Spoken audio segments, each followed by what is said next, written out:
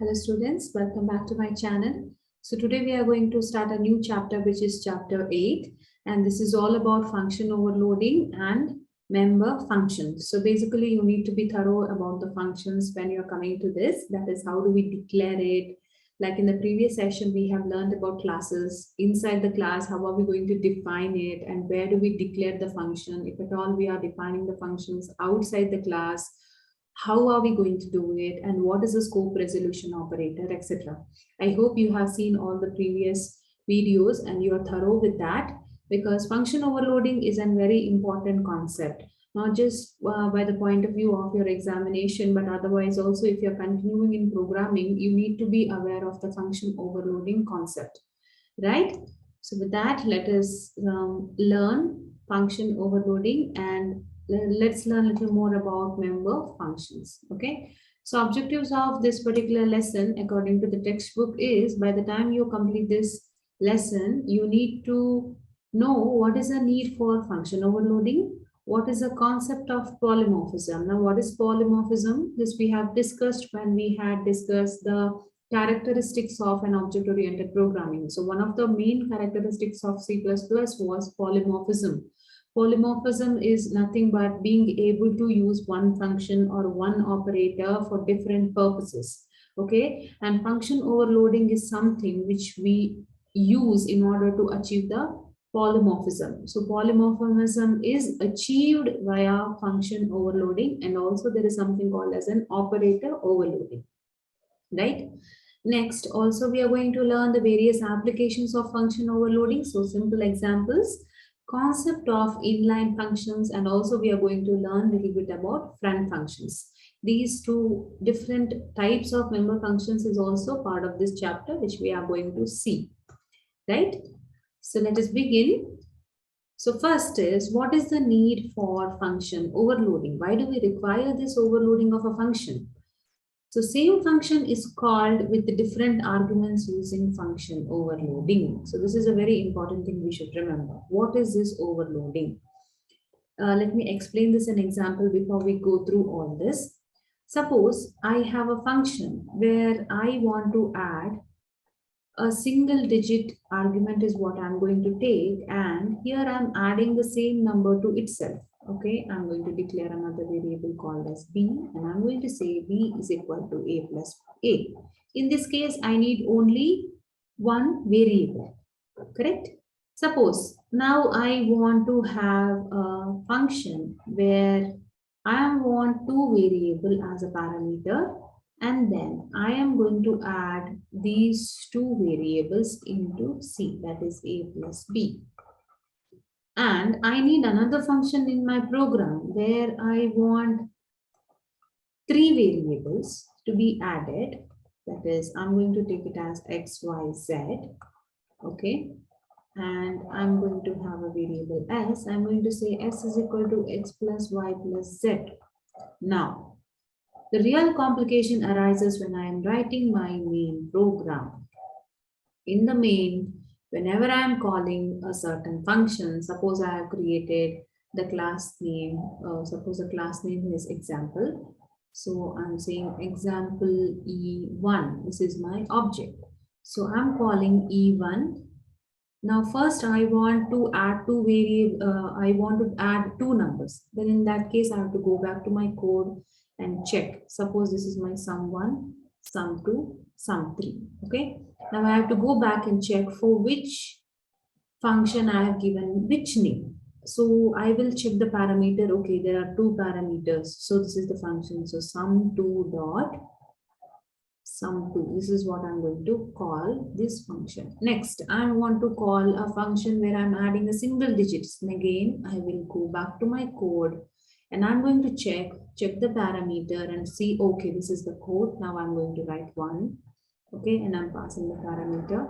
Again, I want to call another function where I want to pass 3 parameters. Again, I will go back and check and I will call the function and so on. Okay.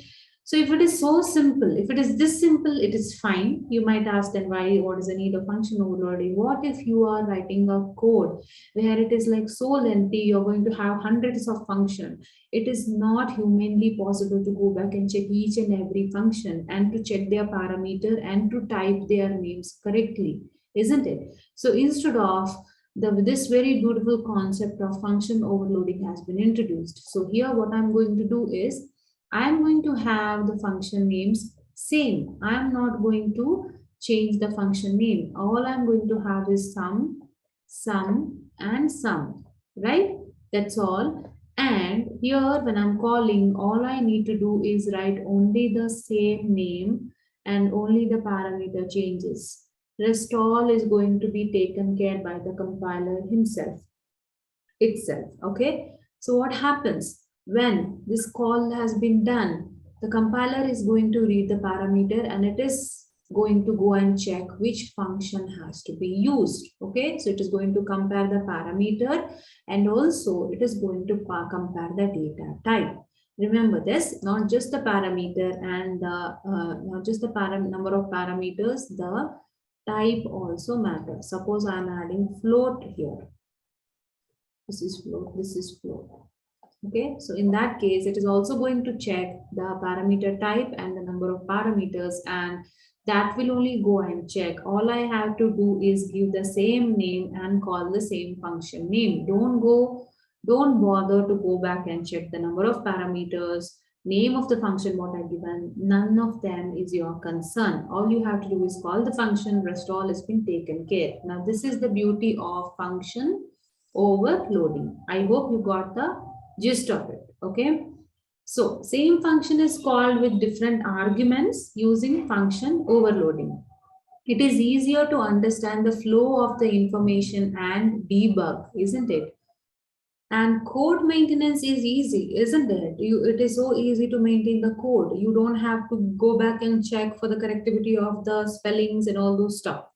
Easier interface between programs and real world objects. So these are the need for function overloading. These are the benefits of the function overloading. Okay, I hope you got a small introduction of how exactly it works. Now let us see how to define and declare the overloaded functions. Okay, so C++ can distinguish overloaded function by the number and the type of arguments. This is very important. So how many number of arguments are there in your function, and also what are the type of those arguments is where the C++ can distinguish between the overloaded functions. Function overloading is also known as a compile time polymorphism. So as I said, polymorphism is nothing but we are able to use different types of functions, different functions for one purpose.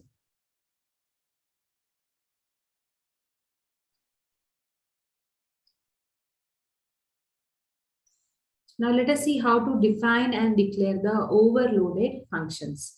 Now, C++ can distinguish overloaded functions by number and type of arguments. Now, this is important because only it is going to check the how many number of arguments are there, and also it is going to check the type of the arguments based on which it is going to call that particular functions. Okay, so that is why the C++ can distinguish the overloaded function based on the number of arguments and also type of arguments. This you need to remember, very, very important.